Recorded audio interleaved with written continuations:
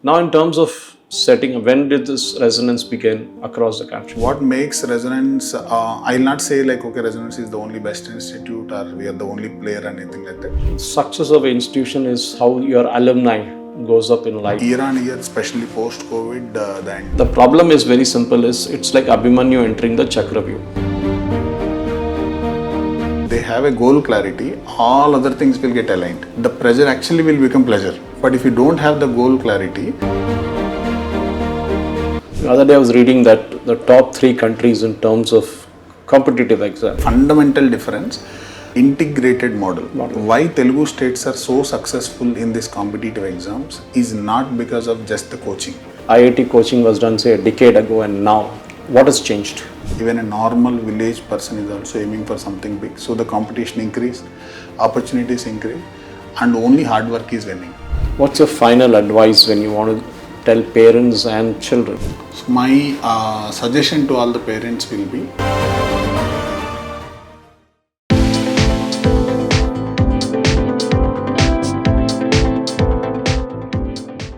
Welcome to Conversations. I'm Suresh Chandra. Education, they say, is tomorrow's business. We train, teach, and of course, educate students so that they can go up in higher avenues in life. In India, competitive exams, especially towards the higher institutes of learning, has been very, very tough all along. Over the years, the number of seats have increased, both in engineering and medicine. But still, there is a mad rush to get into the top echelon institutes, like the IITs, the BITS Pilani, and others. But what is it that takes education to a different level is the coaching that is provided in institutes. Quite often, they're criticized, they're derided, but end of the day, they do produce results.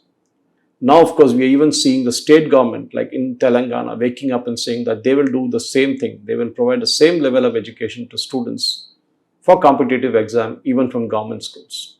Of course, that's a big gap that are out there. But today I have with me somebody who can speak on this subject as an expert, because he's seen there, been there, done that. Purnachandra Rao, who kind of runs the resident group of institutions in both Telangana and Andhra Pradesh. He's the managing director of the resonance group of institution Telangana and Andhra Pradesh. On a bigger scale, resonance is there across the country, but he runs it specifically for this geography that we're speaking of. And I would like to ask him a few questions and try and understand how resonance is dealing with the education sector and what makes them different from the other institution. Thank you for speaking to us at HyBiz. Thank you very much. So now the main question that obviously comes up is, before I start, is if I ask you about your background and where you come from in terms of education, can you just take us through a bit of that, sir? yeah. I am from Guntur district, sir. I am from a village called Ganapavaram in Guntur district. Up to my 10th class, I studied in a government school. So then after that, graduation I've done in Guntur. Then subsequently my post-graduation in Hyderabad and further executive education I've done it in IIM Ahmedabad. So this is my educational background. So after working for a couple of years in corporate sectors like Reliance Group and Times of India Group and all these things, then I ventured into my entrepreneurial journey. For 10 years I've done that. Then based on my passion towards education, I ventured into education industry in the year 2018. From there, we are building resonance across Telugu states. Now, resonance as an institution, as a group, is there in a number of states, a number of cities. Now, what makes them stand out different from others? There are so many other names. I don't want to take the names here, but there's so many other educational institutes, all of whom claim that they provide the best coaching for getting into the elite institutions, be it the NEET or JEE. Now, in terms of setting, when did this resonance begin across the country? Across the country, actually, resonance began in 2001. So this year we almost finished it 25 years, and in Telugu states we finished it 6 years, and we are venturing into the 7th year. So what makes resonance, I'll not say like, okay, resonance is the only best institute or we are the only player or anything like that, but I can say at resonance we are relevant. Say for example, the best for me might not be best for you. So for a student, if it is the best product suitable, for some other student it might be a relevant product. Whatever is relevant to that particular student, if that kind of content is given to them, that is what is need of the hour. That is what resonance is into. And as resonance is providing the education which is relevant to people. This was able to sustain for 25 long years and built this kind of empire where almost like 1 million students studied with resonance in the last 25 years. So the success of an institution is how your alumni goes up in life and comes back to you even after 25 years and says, I am working here, I am working there. Maybe there will be even inspiration to the students who are trying to get into something, doing what they're doing now. But where you look at today's education system in India, it is learning by rote. And slowly, even exams like JEE and NEET are changing the patterns. It started already with the CBSE in terms of fine-tuning their academics, fine-tuning the syllabus, fine-tuning their exam systems. How different was it 10 years ago and how different is it now?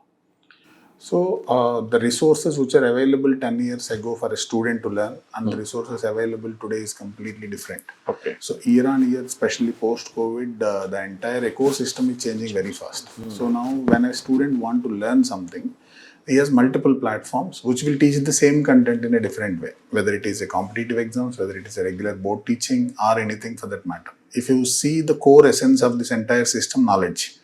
So now student previously used to have a one-way learning. That means in a classroom, student used to learn something from teacher. Maybe he will try to develop more and more based on that. But now the world is not like that. Post-digitalization or maybe the post-digital era in India especially, content is accessible to students in a much better way.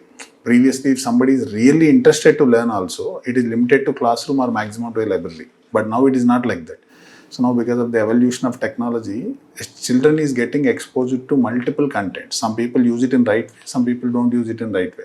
So that's the reason you see a very young generation kid doing wonders nowadays. Because people who are using in right direction, the kind of information access which is available right now is phenomenal. Like they will be able to do wonders with it. If somebody is not using that, then it is the other side of the story. So when you look at JEE specifically, let's take, you provide both the streams. Yeah. If you look at the medicine part of it, we can leave aside because there the student comes out productive only after doing a MD or even beyond that an FRCS or even specialization. And by the time they are productive, they are about 35, 38. That's what even the most senior most doctors have told me. Plain MBBS will not help in any case. But on the other hand, if you look at NEET and look at JEE, the number of institutes have gone up. The chance of getting admission is better. I'm not saying it's easy, it's better than before.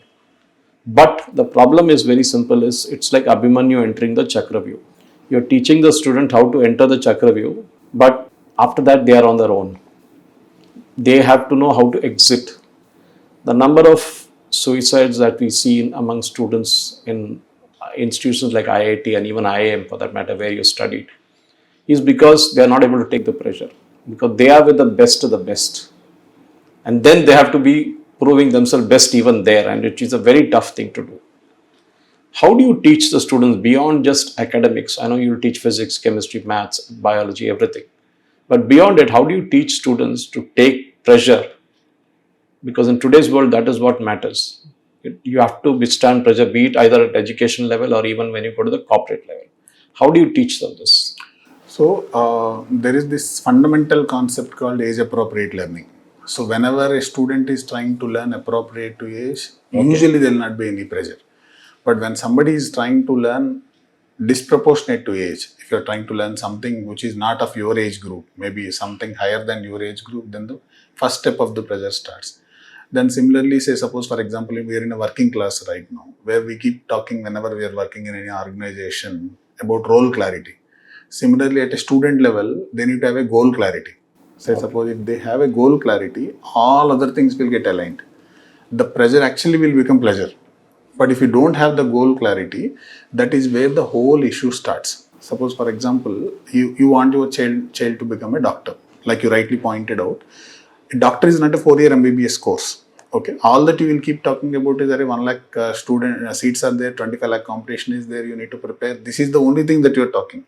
But after MBBS, you need to study for another in-house, then followed by PG preparation, PG, like you rightly said, it's almost like 10 years of journey. So, but our decision making, especially in Telugu states, how it happens? Say suppose I'm not good at maths. Okay. So I'll take BPC. So this is the fundamental wrong in the decision making. Say Okay. suppose if that decision making thought process is corrected. Say suppose you are suddenly choosing course based on the facts and figures which are only available to you, not doing any research. In the era of internet, if the parent is not doing research or if the parent is not consulting right people, you will always get misguided, and that misguiding will actually affect your own child. So this particular pressure is all directly proportionate to the planning. If your particular planning is related to your goal, if the parent and student can come to a common understanding, okay, this is the goal, then there are n number of ways to reach that particular goal. Some people might reach it instantly, some people might take a longer term, but at least you are following one direction instead of no direction. Whenever you have a direction, there are 100 number of ways to minimize your pressure. I'm not saying the zeroing down pressure will be there, because we are in a competitive world. Finally, if somebody says that there is no pressure, it is, I don't think it is a truth. There will be definitely a pressure, but there is a way to handle that pressure also. If you don't have information access, if you don't have planning, then that pressure is going to mount up, and it leads to all these wrong incidents that you are talking about. See, what happens typically, as you said, one has to learn how to take the pressure. But before that comes the aspect of how do you identify a child and saying this child wants to be a doctor, this child wants to be an engineer, or this child wants to be an architect or a chartered accountant. The fixation, especially in Telugu states, I'm not saying I come from Kerala, but there I don't see this fixation except for a few colleges that teach medicine there. That medicine is more attractive in Kerala. Matthews and all those major institutes that are there, they teach that all that kind of stuff. Now, when you're talking of identifying a child, when a child comes to you, when a parent comes to you, I'm not saying you, in a sense, your counselors or whoever is handling it. How do you identify and say, tell a parent, look, I think this child is cut out for a design career, or this child is good for a chartered accountant to be a chartered accountant, or this child thinks very logically, can be doing something else. Do you really identify a child and take them, because they are often square pegs in the round holes, you know? And they, after studying, sometimes they feel like the movie Three Idiots that we saw, that look, my calling is somewhere else, and I'm doing this because my parents said this. And this is especially true in Telugu speaking states, where there is a huge amount of pressure from the parents in what we call that I could not get into an IIT, so I want my kids to get into an IIT. Or I couldn't get into a medicine seat, so I want my kids to become a doctor. So this unnecessarily, this puts a huge amount of pressure on the child. One, to clear the JEE or the NEET, and then once they get in, to get out from that. How do you handle this entire thing? Because they're coming from a 10+2 stream or intermediate, and then they fall into your bucket after that. There are two sides to it with respect to Telugu state especially. There is one pro side of it. So here the parents are really aspirational, which is actually a good thing. Say suppose something which you did not get exposure to and you want to give it to your children, which is actually a right thought process. Suppose if a parent really want her child to be successful only, there is nothing wrong in that. In that process, if the parent is actually doing right research and giving proper guidance to child, then it is actually going to help him a lot. Suppose, for example, I will tell you, in terms of JEE only, let us look at it. 20 years back situation in Telugu states versus the situation today. 20 years back, the awareness about JEE itself is very, very minimal.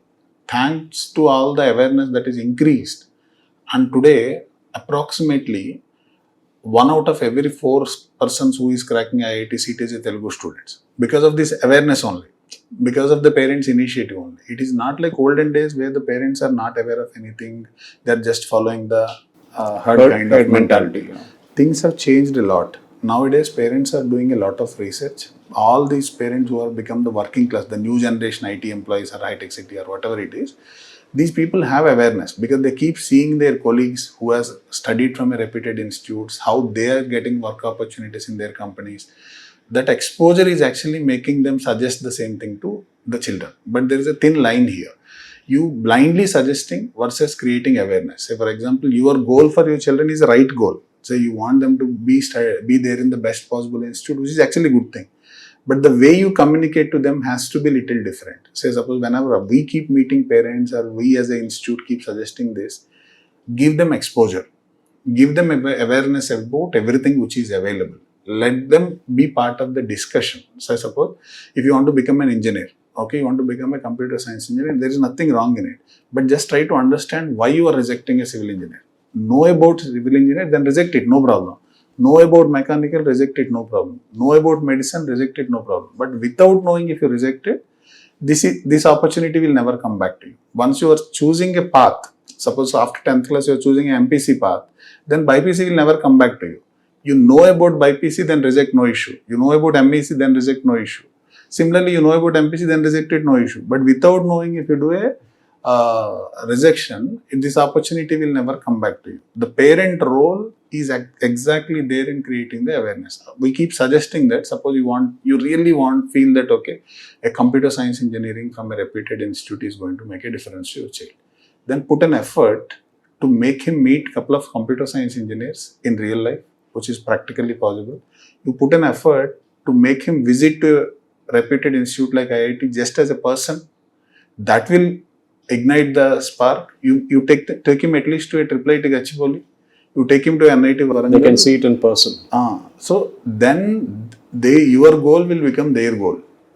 Once they own up, no, there is no pressure. So this generation, when they own up something, they are 10 times better than you. We keep meeting a lot of children, right? So if they own up, they will figure out 1,000 innovative ways which you can't even imagine. So it is all about that discussion, fair discussion, transparent discussion is what is required. So because this generation is in a very, very crucial juncture where on the one side parent want to pamper the children with all the efforts that they could put in, because they missed all this. They want the children to be happy. That is nothing wrong in it. At the same time, they want them to be responsible also.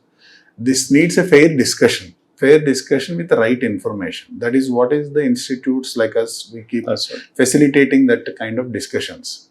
The other day I was reading that the top 3 countries in terms of competitive exams, very broadly, was China, India and Japan. All the 3, the parents put a huge amount of pressure on the children. They invest a lot of money, time and effort into getting the children gets the best education. Day before yesterday, there was a report in the newspaper that the government of India set up a 9-member team, 9-member committee to analyze the competitive exam and their effectiveness. So maybe there's a thought process that is coming. Maybe it will take place 2-3 years from now, where they will change the format of JEE or even NEET to a different kind of exam. So maybe we don't know what the committee will decide finally. But one of the things the committee was looking at very seriously was the fact that many colleges, the so-called educational shops are putting students in dummy schools which don't exist. And then their full-time preparation is only for the competitive exams.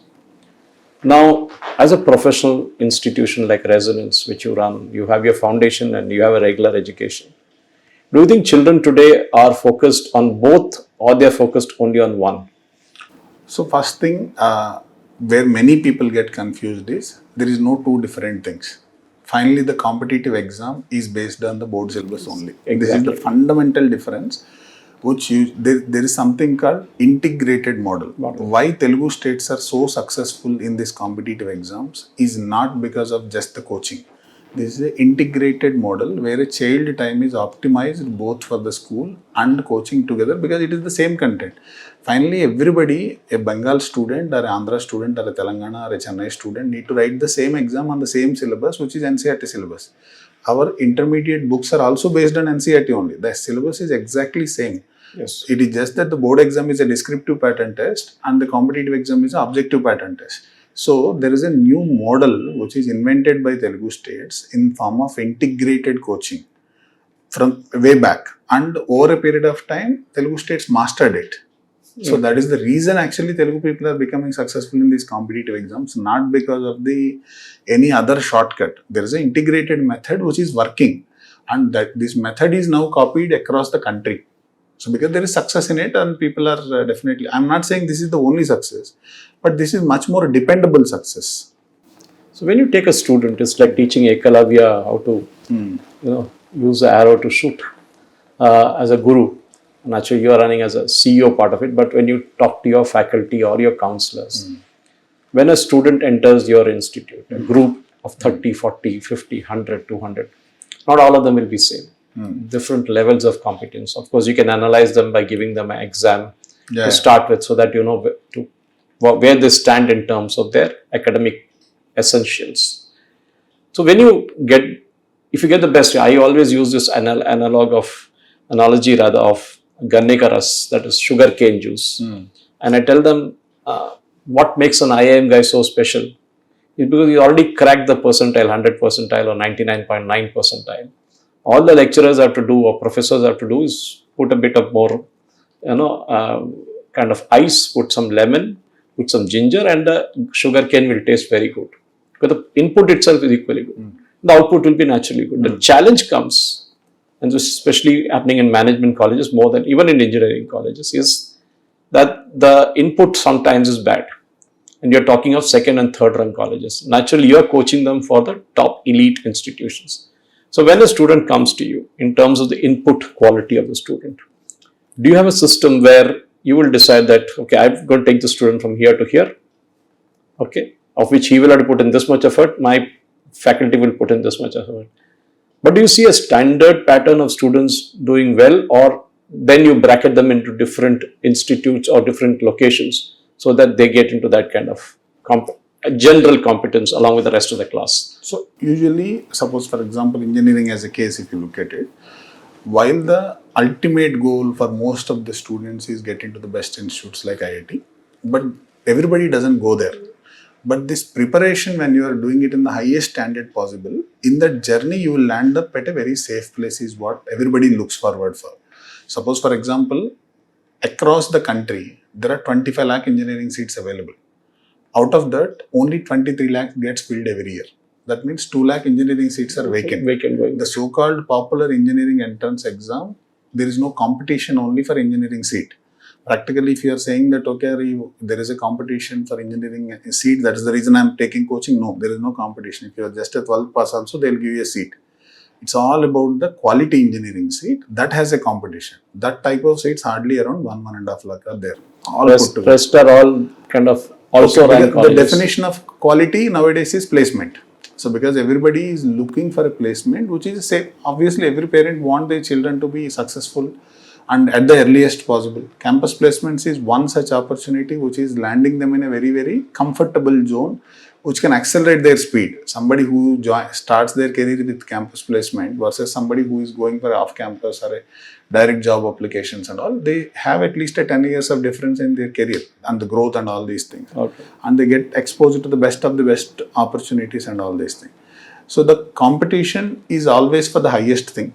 But in the process, at Resonance at least, our entire ideology is your knowledge level should be uplifted, and in the process of reaching the best, you should land up in at least a safe zone. So if your efforts are suitable up to a IIT level, you should definitely give your best try to IIT, if not NIT, if not IIT. And we feel as an institute is successful only when somebody is getting one seat out of these 1 lakh seats at least across the country. That is when we call like, okay, we have done our bit. So in whether the student is successful or not successful or whatever it is, 90% credit goes to students. If we might have the best of the best professors, we might have the best study material, 90% credit of student success goes to student only. But this 10%, which is by institute, faculty, family members and all these things, is actually keep his momentum in right direction. Because that is a teenage, and this entire temperament keeping him in right direction, making sure that he is aligned to his goal, putting the work in right direction, that is called mentorship. This entire mentorship is going to channelize his 90% of the energy. So any student who is getting top there, definitely they need to be appreciated. But in that process, if somebody is getting little lesser than that also, it doesn't stop them from being successful. Maybe this is one of the opportunity they missed it, but in future they will be definitely this entire hard work. So somebody was calling IIT exam in this very recently. So you should not prepare for IIT not to get an IIT seat. You should try for IIT because it is tough. When you are aiming for tough, you will actually become tough. So and at a very younger age, if you are trying to for a competitive exam, because after 12th, every stage, whether you take it engineering, whether you take it medicine or future management or GATE, everything is entrance based. So now you are trying to be a competitive enough in the competitive world, which is the first step. That hard work, toughness need to be learned. Then say suppose in a job interview also nowadays, after having 10 years of experience also, are you getting a direct job? No, right? Again you are having a written test, again you are having a interview and all these things. Even to get into army for that matter, staff Yeah. selection board, to get into an NDA and all that kind of stuff. But most important is when today's, rather the way IIT coaching was done say a decade ago and now, what has changed? Exposure changed. So the awareness about IITs previously was much lower as per my knowledge. So because previously the number of applicants used to be very less, and the aspirations of people, they used to see that IIT as alien thing, we will not be able to crack it. But nowadays things are not like that. Even a normal village person is also aiming for something big. So the competition increased, opportunities increased, and only hard work is winning. There have been students, I mean, this culture of, they say, I won't call it sweatshops, but, from morning 9 onwards till evening 6, study. And then slowly things have changed, I guess, now. The colleges also have realized that, institutions also have realized that these children need to have some kind of, way to let off the pressure, and, maybe sports or maybe something else, maybe music. How is resonance taking up that part of it? So in a typical day schedule, usually we teach for around 4.5 hours to 6 hours maximum. Out of 24-hour schedule, we teach for only 4.5 hours to 6 hours. Typical day is 4.5 hour schedule. Some days maybe we'll teach 6 hours. Rest of the time is going for practice and their self-study. And obviously, when you are preparing for a competitive exam, if I say that, okay, we are also providing a sports extracurricular similar to school, it will be a lie only. So we will not be able to provide that type of, at least in Telugu states, that type of situation is not there where I can give a sports period every day in 10th class, in 11th class and 12th. The infrastructure itself may not be. Infrastructure is one issue, and more than that, the content is so high because the NCERT syllabus in 11th, 12th is very huge, and that entire syllabus need to be completed in 15 months because if you have to compete for a national exam. So obviously some compromise at a student level is required, some compromise at a parent level, institute level. Because of this entire ecosystem, it is not that institutes like us or anybody is against sports or against a co-curricular, extracurricular. It will tone down definitely because this is a competitive exam period and everybody cannot cope up in 3 hours preparation. Everybody cannot cope up in 5 hours preparation. Like you were rightly talking about it, raw material. Somebody might need a 5-hour training, somebody might need a 10-hour training. That is his priority. But however, mentoring, balancing with extracurricular, co-curricular is definitely a part of our DNA. We keep organizing a lot of mentoring sessions and we keep arranging sports days, and also we conduct an annual fest called Rezo Fest, cultural activities and all these things, but not as frequently as I don't have a clubs similar to a CBSE school, but I have definitely an opportunity for students to perform, showcase their talent occasionally. So that's how we handle it. But planning is going to minimize a lot of pressure. So in the competitive exam, planning plays a very crucial role. The only difference between a reputed institute like us and a normal institute comes in planning. So because they plan in detail and plan in advance so that the entire burden of student planning on his own is minimized. So this is going to become a handy tool to them, and how best he will be able to use, and in that journey, the roadblocks, how he is overcoming or she is overcoming, that depends on the student to student and it reaches them to success. One of the misconception in Telugu speaking states is that from the time the child is born, he is into IIT coaching or she is into IIT coaching. But all of us know that the mental makeup, the ability to take risk and ability to take the pressure which you described, comes from after a certain maturity level only. Where do you think the preparations for an IIT should start? Is after 10th good enough, or do you think before that also the child needs to be kind of more of... First thing, not everybody is preparing for IIT. That itself is a misconception. Correct. The numbers itself is wrong. People don't get into details. That's the reason people think that everybody is preparing for IIT because of the glorification of IIT success. Suppose if somebody the full page ads. You can call it as a full page ads or whatever it is. The glorification of IIT success is so big because it is a big achievement. So obviously people celebrate it. That's the reason there is a hype around it. But if you get into the numbers, so because as a media and education institute, it is our responsibility to create awareness and numbers, which I keep doing it to my children also. Suppose if you look at Telangana situation, 4.5 lakh people study intermediate every year. I mean, 4.5 lakh people join 11th class. Let us look at only state board, which is 90%. In this, around 3.5 lakh people are taking science groups. Okay. In this, around 2.5 lakh people are actually taking MPC group. In this, hardly 1 lakh or 1,10,000 students applying for JEE, not preparing for JEE. Applying for JEE is hardly 1.1 lakh. In this, the number of people who are actually qualifying for JEE Advanced is hardly 25,000. In this, practically the number of people who are going to IITs are 1,500. It is not the entire population is preparing for IIT. So the ratio is very... there is look at MPC group only. Out of 2.5 lakh people who are joining MPC, 1.1 lakh only write exam. That means all others are actually not preparing for JEE. Everybody can't be called, every MPC student is not JEE. They might go for MSc Maths and other things. They might go for other courses. They go for state exam like MSET and all these things. There are other courses also.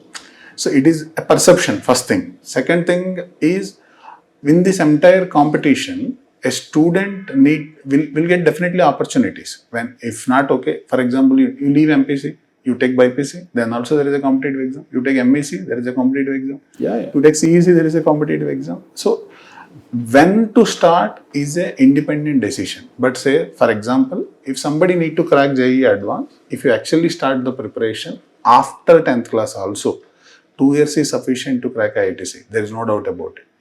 But okay, is there any advantage if you start before? Yes, definitely there is an advantage. It depends on your skill set, access to resources. You need to take a call. If you are starting the preparation from 8th class, then you will definitely have some edge. It's a finally competition. Say, for example, you want to participate in a Olympics. You will not suddenly start training at the age of 16, right? You will start, say, then when that is not crime, when learning and preparing for a education from an early age, how it will be seen as a negative thing. So because of based on 1-2 incidents, we can't generally justify saying that preparing early is negative thing. If you are misusing that, then it is a wrong thing. But genuinely talking, after 10th, if you start preparation also, you will still be able to crack competitive exam seats. But if your IQ levels are not that much, you need to practice more and you need more and more rigorous preparation. You don't want to take chances. Ideally, 8th class is good enough. After doing all this kind of stuff that we're talking about, finally it comes down to your advice, the way you look at resonance and way you look at the road ahead for resonance, especially since you're dealing with only Telugu speaking states and even South. Do you think there is going to be more and more demand as we go along? Students are going to get more competitive. Parents are going to get more anxious that their children need to get into higher education. I'm not just saying IIT, but higher education institutes, good colleges for that matter. Do you think, from, as you said, 10 years before it was not there, now it is at a good peak? Where will it be 10 years from now? Will it be at the same level, or do you think you see going up? I can see a demand growing up at least by another 50%. Also, because there is still a lot of awareness missing. Okay, the entire awareness is built around only 1-2 right now. That is hardly around IITs. There is a lot of awareness that is built. Around medical, there is a lot of awareness built. But there are so many other things. Slowly, the awareness is catching up. Suppose Indian scenario only, let us take. Previously, people are not aware what is IISc all about. Correct. But now there is a competition for IISc also.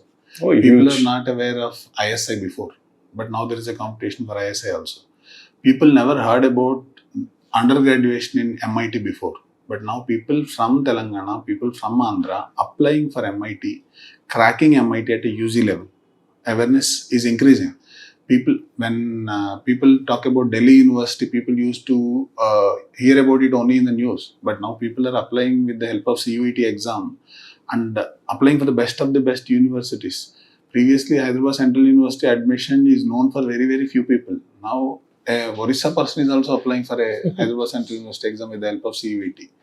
I mean, this entire government infrastructure, government framework is also promoting good content, good quality institutes, and public-private partnerships are also increasing. So the demand for the quality education is going to grow only, as per me. What's your final advice when you want to tell parents and children who are, say, in the 8th class or 9th class right now and thinking about, as you rightly said, only 1 in 4 will apply finally, and of that 1 in 4, less than 25% will actually crack the initial thing, and then hardly 5% will finally make it. Percentage might be wrong here or there, but generally this is what. So what is your advice to parents, children, about competitive exams, about why institute like Resonance make a difference in that?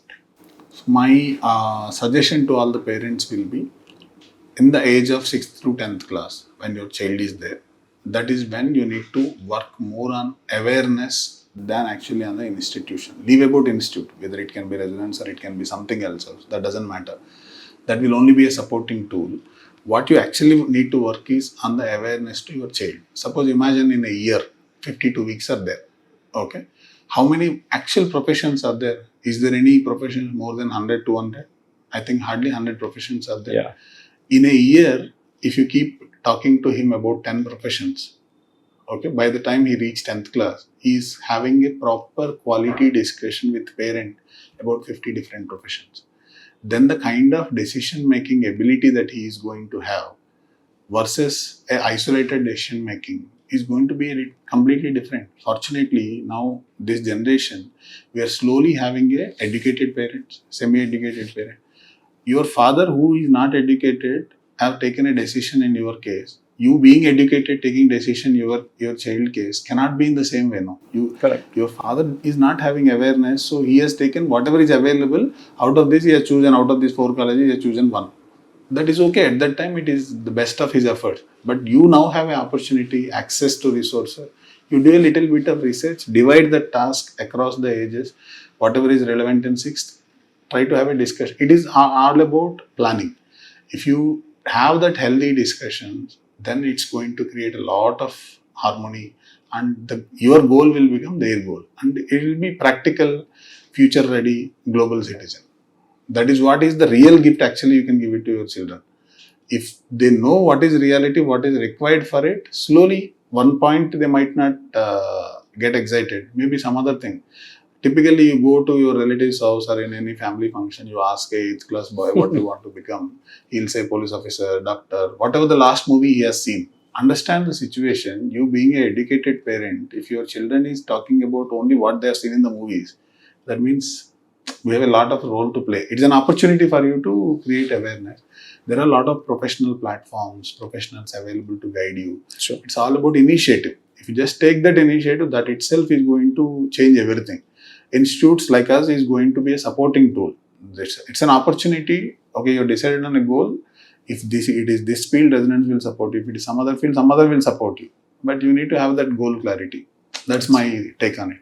Thank you. In fact, one of the things I would also, in fact, make it a point to say always in many lectures I talk about this is don't go by the herd mentality. Somebody has done it. Your neighbor's child has got 99.9. Your child has got 99. It is nothing bad about it. The children are different. I mean, learn to live with that. I know every child is cut out to be different. So usually what will happen, sir? It is all about exposure, sir. Say when I was a student, I don't even know that IIT exists also. When I was 11th class student, I don't even know that IIT exists. Forget about IIT coaching. So, but at that time, it is my circle or whatever is the situations around me could not make me aware about this kind of top institutes which are available. But at a later point of time, life will keep us giving the opportunity. Sure. Okay, I never thought I will do something in IIM Ahmedabad, but life keep giving us an opportunity. I never thought that okay, I will be teaching or I will be running an institute which will be into IIT-JEE coaching. Because the moment your exposure will keep increasing, life will keep giving you opportunities. You just need to start enjoying the moment and move forward in the positive direction. Mr. Purnachandra Rao, thank you very much for speaking to us at HyBiz, and I'm sure when we meet a couple of years down the road again, maybe you will have more things to talk about. This kind of experience of training almost 15,000 students a year, that is something remarkably well. Whether all of them end up, some of them end up in IIT is a different ball game altogether, but they tend to learn life's lessons. and I think that is more important. Thank you very much, sir. It's my pleasure interacting with you. Ladies and gentlemen, that was Mr. Purnachandra Rao, Managing Director of Resonance Educational Institutions in Telangana and Andhra Pradesh. He speaks with a wealth of experience of having run these group of institutions. He has spoken in a very mature way to tell us that there is a life beyond IIT. There is a life beyond NEET.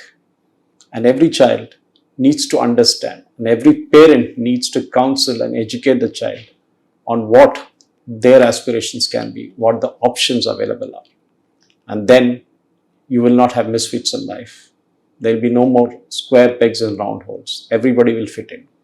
And that's the winning solution. Thank you for watching. Jai Hind.